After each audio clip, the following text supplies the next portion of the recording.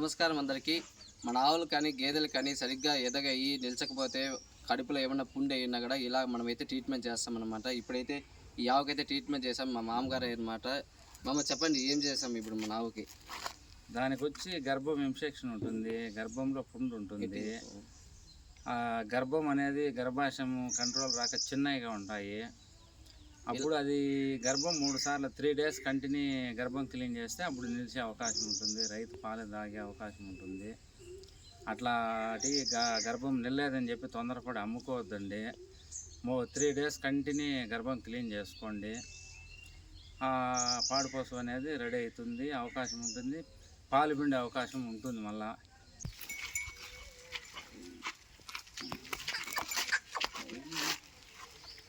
బాగా తీగలు వచ్చాయి కదా, రాత్రి కూడా వేసింది తీగ.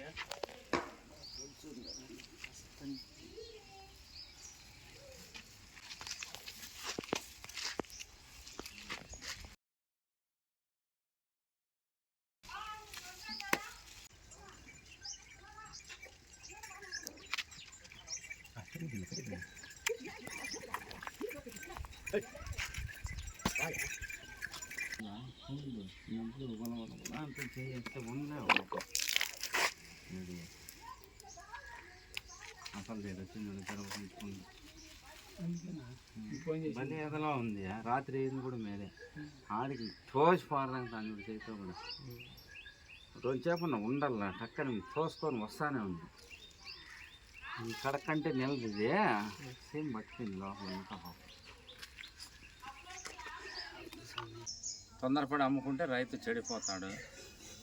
ఇలా ఎవరైనా మీ ఆవులు కానీ గేదెలు కానీ సరిగ్గా ఎదకొచ్చి కట్టకపోతే ఇలా గర్భం అనేది మీరు క్లీన్ చేయించినట్టయితే మీ పశువులు కానీ ప్రతి ఒక్కటి కడతాయన్నమాట. మా మామ అయితే మన కలికిరి జిల్లాలో అన్ని పక్కలు అయితే వెళ్తున్నారు. మా మామ నెంబర్ కూడా కింద అయితే మీకు డిస్క్రిప్షన్లో ఇస్తానమాట. అయిపోతాయి ఆ హార్మోన్స్ అనేది బాగా రావాలి దాన్ని. ఇంకా వాటికి మనం ఏమేమి పెట్టాలి మామ? హార్మోన్స్ వాడాల, బెల్లము, కరివేపాకు, ఉలవలు వాడచ్చు.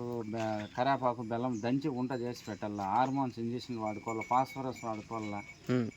ఇట్లాంటివి వాడిన దానివల్ల వాటికి గర్భాశయం అనేది కంట్రోల్గా లెవెల్గా వచ్చి పంటకు వచ్చేదానికి అవకాశం, గర్భం నిలిచిపోతాయి.